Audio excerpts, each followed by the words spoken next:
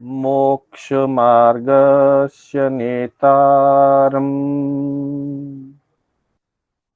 हेतारम् कर्मभूभृताम् ज्ञातारम् विश्वतत्त्वानाम् वन्दे तद्गुणलब्धये वन्दे तद्गुणलब्धये। अनंत उपकारी चरम तीर्थंकर श्रमण भगवान महावीर को वंदन। प्रभु की परंपरा में विचरण करने वाले परम आदरणीय परम उपकारी समस्त चारित्रात्माओं को वंदन। धर्म प्रेमी बंधुओं, सुशील माताओं एवं बहनों, श्री कर्नाटक जैन स्वाध्याय संघ बेंगलोर के तत्वावधान में आयोजित जैन आगम कथासार की आज 31वीं कक्षा है। मैं शांतिलाल बोहरा आप सभी का हार्दिक स्वागत एवं अभिनंदन करता हूं। बंधुओं, जैसा कि हमारी कक्षाएं धर्म कथानुयोग पर आधारित चल रही है, अनेक कथाओं के माध्यम से हमें उस युग की उन महान विभूतियों का जीवन परिचय जानने का अवसर मिलता है। उनके जीवन से हमें भी धर्म आराधना, तप आराधना और संयम आराधना का एक मार्गदर्शन मिलता है, प्रेरणा मिलती है। ऐसे ऐसे महापुरुष हुए हैं कि जिनके लिए स्वयं तीर्थंकर परमात्मा ने उनके संयम साधना की और तप आराधना की अनुमोदना की है, प्रशंसा की है।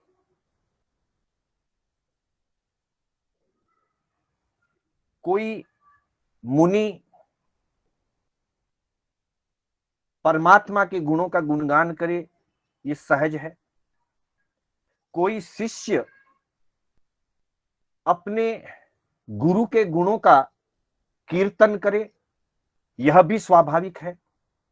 लेकिन स्वयं परमात्मा अपने शिष्य का, अपने ही संग के एक मुनि का, उनके गुणों का, उनकी तपाराधना का गुणगान करे, यह एक बहुत ही निराली बात है। आज हम जिस महापुरुष के जीवन का परिचय, उनकी गाथा, उनकी जीवन गाथा जानने जा रहे हैं, वो एक ऐसे ही महापुरुष है, धन्ना अणगार। धन्ना अणगार की प्रशंसा स्वयं प्रभु महावीर ने की थी। किसी कवि ने गीतिका के माध्यम से कहा, धन्ना मुनि धन मानव भव पायो, धन्ना मुनि धन मानव भव पायो, श्रीमुख यूं फरमायो, धन्ना मुनि धन मानव भव पायो। नवमासे शुद्ध संयम पाली, सर्वार्थ सिद्ध जावे। रामचंद्र कहे ऐसे मुनिवर, क्यों नहीं मोक्ष सिधावे। धन्ना मुनि धन मानव भव पायो। धन्ना मुनि धन मानव भव पायो। श्रीमुख यूं फरमायो। धन्ना मुनि धन मानव भव पायो। स्वयं प्रभु महावीर अपने श्रीमुख से ये फरमाते हैं कि धन्ना मुनि धन मानव भव पायो। ये भगवान के शब्द हैं। वो धन्ना मुनि के मनुष्य जीवन को, मनुष्य भाव को धन्य बताते हैं। ऐसा क्या था धन्ना मुनि के जीवन में और उनके उस साधना का क्या फल हुआ। प्रभु अनुत्तरोवाई सूत्र, 11 अंग सूत्रों में 9वां अंग सूत्र है, जिसमें 33 आत्माओं का वर्णन है।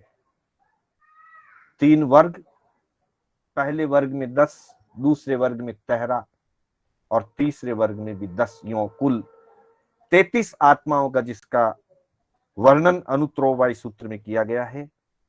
धन्ना मुनि के संदर्भ में यह तीसरे वर्ग के पहले अध्ययन का वर्णन है।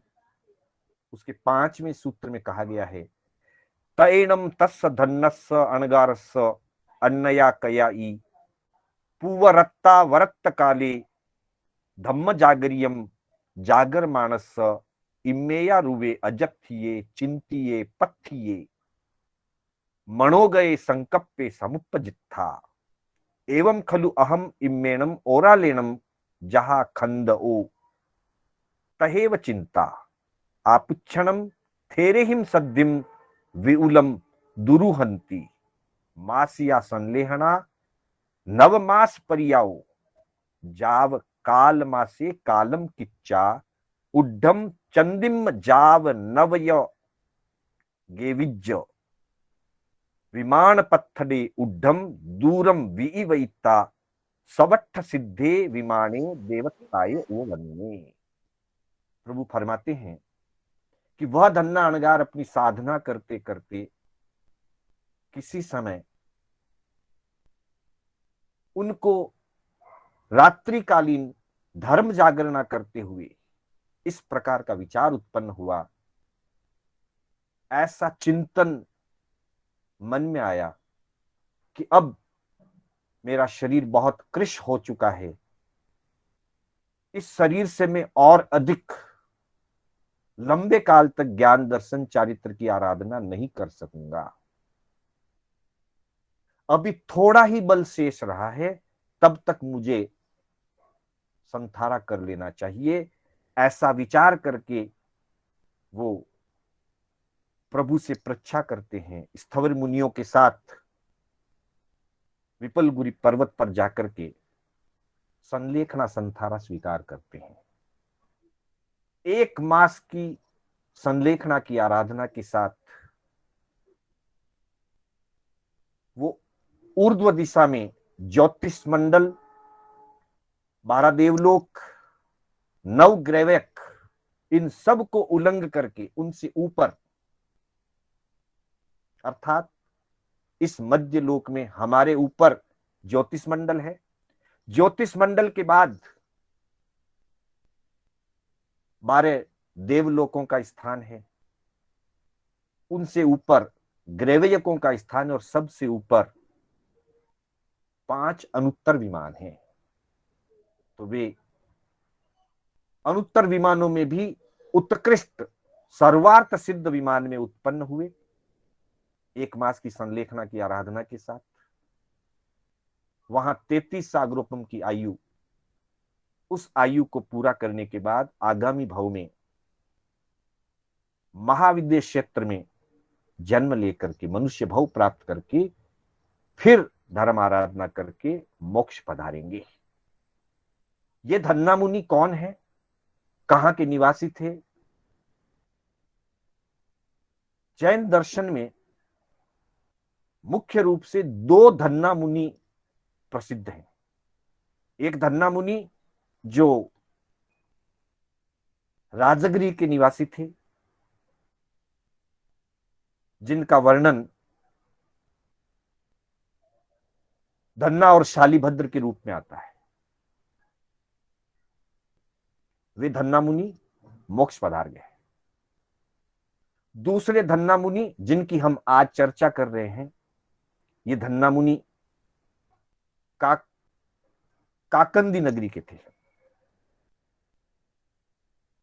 काकंदी नगरी में जितशत्रु नाम के एक राजा थे।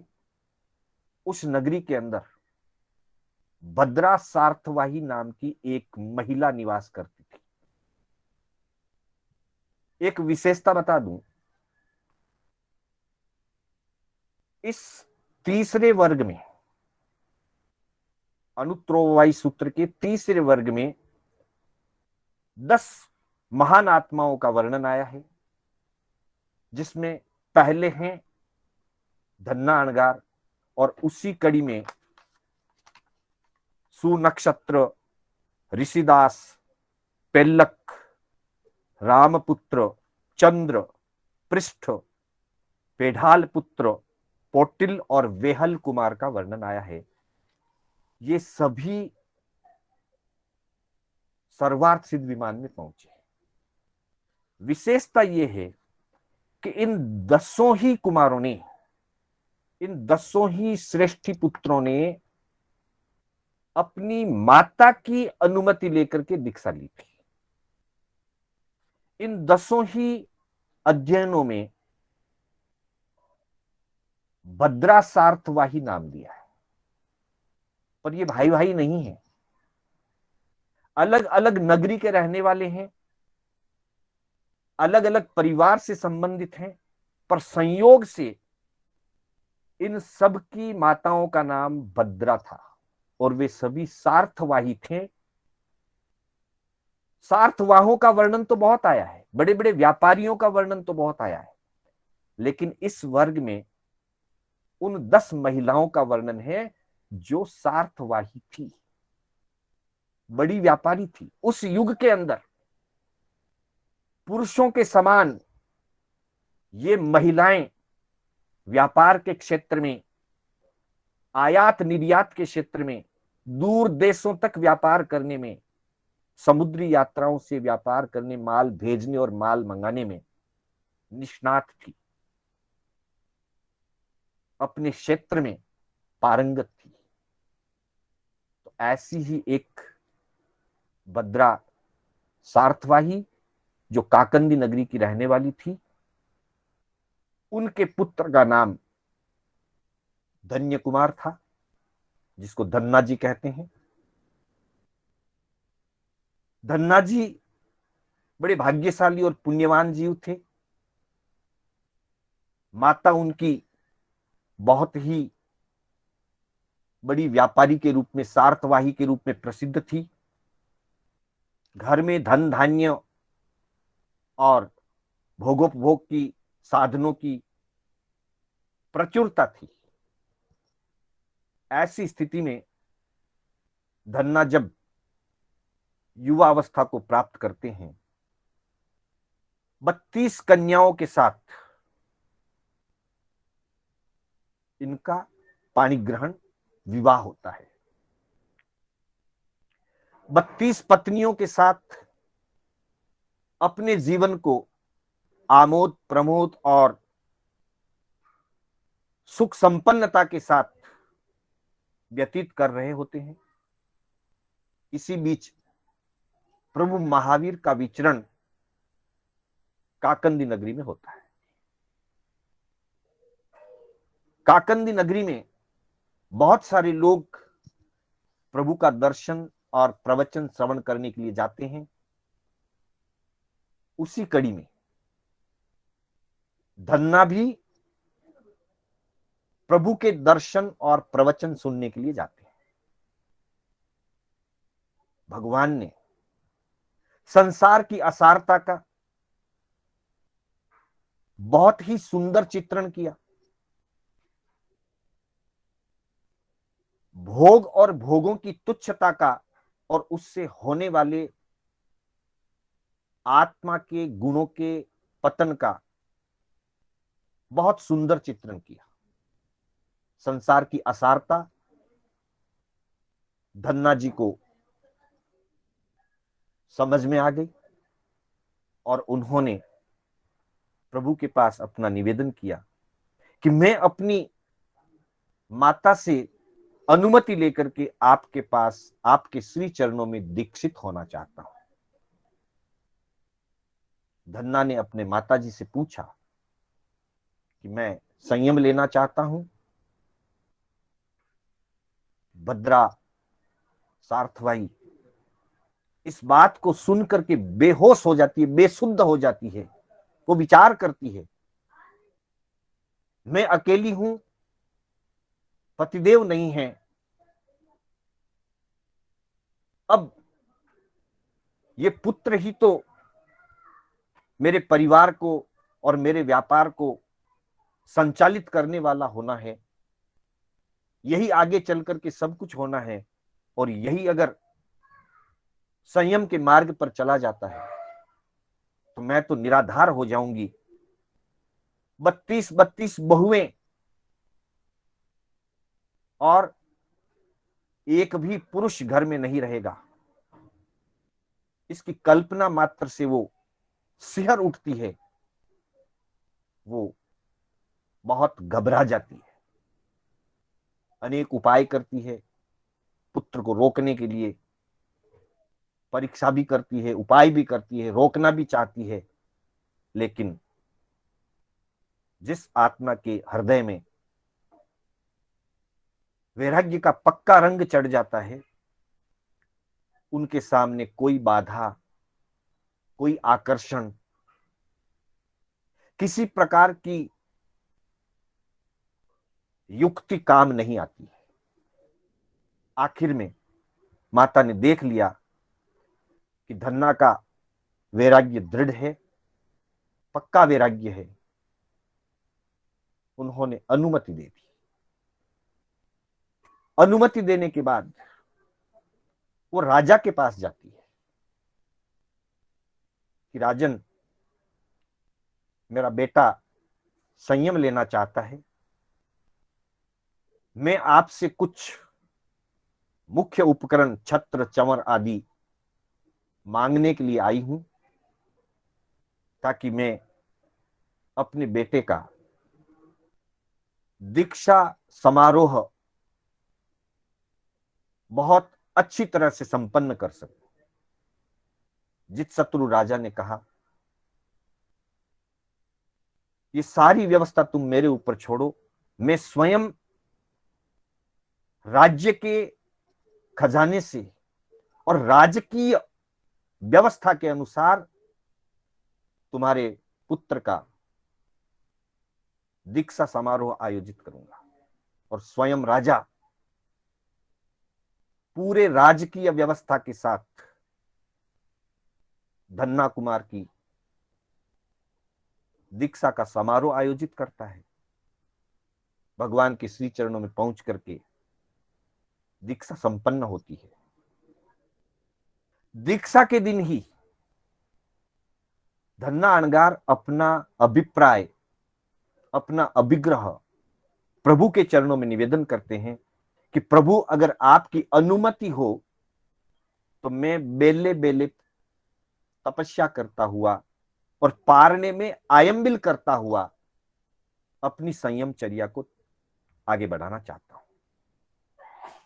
अर्थात बेला और पारने के दिन आयंबिल, और आयंबिल के बाद फिर वापस बेला, फिर आयंबिल। और आयंबिल में भी मैं ऐसा रूखा सूखा आहार करना चाहता हूं जिसको आगम की भाषा में उज्जित आहार कहा गया है, कि जिस आहार को कोई भिक्षु, कोई याचक, कोई भिखारी, यहां तक कि कौवा या कुत्ता भी जिस आहार को खाना पसंद नहीं करता हो, ऐसा तुच्छ, ऐसा हीन आहार, अरस निरस आहार में करना चाहता हूं, जिसके बारे में कहा गया है, वार 21 जल माही धोई, वही अन्न खाई जल पियो। पहले से ही रूखा सूखा लेकर के आते और उसके बाद धोवन पानी के अंदर, अचित जल के अंदर उसी भोजन को, जिसमें पहले से ही विगय नहीं है, रस नहीं है, नीरस आहार है, उसको 21 बार पानी में डुबो करके, भिगो करके, धो करके, क्या बचता है? कुछ नहीं। उस अन्न को, उस भोजन को ग्रहण करके और उसी पानी को पी करके बेले के पारने में, और एक दिन नहीं, 2 दिन नहीं, पूरे जीवन के लिए। उसमें भी पहले प्रहर में स्वाध्याय करके, दूसरे प्रहर में ध्यान करके, तीसरे प्रहर में प्रभु की आज्ञा से वो पारना लेने के लिए जाते, और ऐसा तुच्छ अरस नीरस आहार करके वो अपनी संयमचर्या को आगे बढ़ा रहे थे। आगम में वर्णन आया है, उनके शरीर के एक एक अंग, हड्डियां हड्डियां और पसलियां पसलियां दिखने लगी थी। घुटनों की, अंगुलियों की, ठुड्डी की, सब प्रकार की उनकी हड्डियां बाहर दिखने लगी। शरीर में जैसे मांस रह ही नहीं गया। ऐसी उत्कृष्ट तपाराधना, और लगभग 8 महीने तक ये तपाराधना उनकी चली। 8 महीने में ही, क्योंकि एक दिन भी संयम लेने के बाद, एक दिन भी उन्होंने समुचित आहार या गोचरी, समुचित भोजन नहीं किया। बेले की तपस्या और फिर ऐसा आयम्बिल का पारना, फिर बेले की तपस्या और पारने में बेला, बेले की तपस्या और पारने में आयम्बिल। यूं करते करते शरीर बहुत कृश हो गया। तब उनके मन में यह विचार आता है कि अब मुझे संधारा करना है। इसी बीच में एक दिन राजा श्रेणिक प्रभु के चरणों में प्रश्न करते हैं कि भगवान, आपके 14,000 संत हैं, इन 14,000 संतों में उत्कृष्ट आराधना, महाअध्यवसाय और महापर्यवसान, जिसके विशेष निर्जरा होती हो, विशेष जिनके अध्यवसाय हो, ऐसे कौन है? और तब भगवान धन्ना जी का नाम लेते हैं कि वैसे तो सभी मुनि अपनी अपनी आराधना में तल्लीन है, सबकी आराधना अनुमोदनीय है, पर जिस भाव से राजन तुमने पूछा है, उसके अनुसार धन्ना मुनि की तपस्या, धन्ना मुनि का संयम सर्वोत्कृष्ट है। भगवान इसकी प्रशंसा करते हैं। यहां 3 बातें फलित होती है। धन्ना जी की कठोर साधना, पहली बात। दूसरी बात, तप से आत्मशुद्धि, ऐसे तपस्या करते वो एकाभवतारी बनते हैं। और तीसरी बात, जिस जीव में जो गुण उपस्थित होते हैं, उन गुणों की अनुमोदना करनी चाहिए, लेकिन जो गुण नहीं है, वैसे ही किसी की प्रशंसा नहीं करनी चाहिए। सत्तावान गुणों की, जो गुण है जीव में, उन गुणों की प्रशंसा जरूर करनी चाहिए, लेकिन जो नहीं है, वैसी सिर्फ किसी को खुश करने के लिए झूठी प्रशंसा भी नहीं करनी चाहिए। स्वयं भगवान ने धन्ना जी के तपाराधना की, संयम आराधना की प्रशंसा की। राजा श्रेणिक बड़े प्रसन्न हुए। वो स्वयं धन्ना मुनि के पास गए और जाकर के ये बात कही कि भगवान ने आपके गुणों की प्रशंसा की है, और मैं स्वयं आपके तप आदि गुणों के प्रति नतमस्तक हूं। धन्ना मुनि अपनी प्रशंसा सुनकर के भी बिल्कुल निर्लिप्त रहते हैं। उनके मन में कहीं पर भी ऐसा नहीं आया कि भगवान ने मेरी प्रशंसा की है।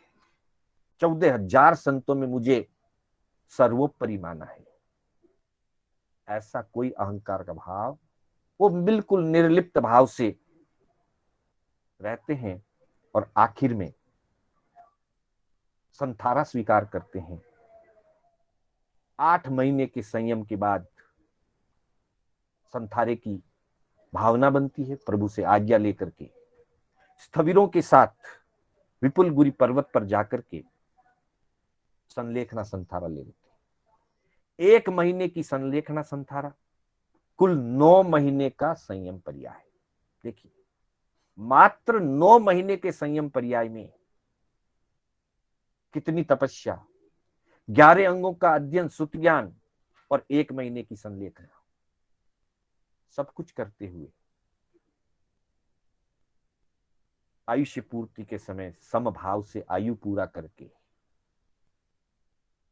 सर्वार्थ सिद्ध विमान में उत्पन्न होते हैं और 33 सागरोपम की स्थिति तक वो वहां पर अनुत्तर विमान में रहेंगे, सर्वार्थ सिद्ध में रहेंगे। वहां से आयु पूरा करके आगामी भाव में महाविद्य क्षेत्र के अंदर मनुष्य पर्याय में जन्म लेकर के संयम स्वीकार करके निरतिचार संयम पाल करके, शुद्ध संयम पाल करके उस भाव से वो मुक्ति का वर्ण करेंगे, मोक्ष को प्राप्त करेंगे। तो बंधुओं, ऐसी ऐसी महान आत्माओं का वर्णन हमारे आगमों में, हमारे धर्म ग्रंथों में हुआ है कि जिनका वर्णन सुनकर के ही हम रोमांचित हो जाते हैं कि ऐसा आहार कैसे उन्होंने किया होगा, ऐसी तपस्या कैसे की होगी कि उन्होंने मात्र 9 महीने के अंदर वो सब कुछ पा लिया जो एक साधक का लक्ष्य होता है। तो हम भी इन महापुरुषों की जीवन गाथा से प्रेरणा लेकर के अपने जीवन में ज्ञान दर्शन चारित्र गुणों का विकास कर सकें, मुक्ति के नजदीक पहुंच सकें। इसी भावना के साथ मैं अपने शब्दों को विराम देना चाहूंगा। मेरे बोलने में कोई स्खलना हुई हो अथवा जिनाज्ञा विपरीत कथन हुआ हो तो बारंबार मिच्छामि दुक्कडम। मंगल पाठ के साथ हमारी कक्षा विराम लेगी। उसके पूर्व एक सूचना, आगामी सोमवार की कक्षा, जैसा कि ऐसे बड़े श्रावकों की आज्ञा से, चत्तारि मंगलम अरिहंता मंगलम सिद्धा मंगलम साहु मंगलम केवली पन्नत्तो धम्मो मंगलम। चत्तारि लोगुत्तमा अरिहंता लोगुत्तमा सिद्धा लोगुत्तमा साहु लोगुत्तमा केवली पन्नत्तो धम्मो लोगुत्तमो। चत्तारि शरणं पवज्जामि अरिहंते शरणं पवज्जामि सिद्धे शरणं पवज्जामि साहु शरणं पवज्जामि केवली पन्नत्तम धम्मम शरणं पवज्जामि। अरिहंतों का शरणा, सिद्धों का शरणा, साधु जी का शरणा, केवली परुपे दया धर्म का शरणा। 4 शरणा दुर्गति हरना और न शरणा को, जो भव्य प्राणी आदरित तो अक्षय अमर पद हो। श्रवण भगवान महावीर स्वामी की जय, समस्त चारित्र आत्माओं की जय। आप सभी का हार्दिक आभार, अभिनंदन, सादर जय जिनेन्द्र। सभी से सादर जय जिनेन्द्र। जय जिनेन्द्र।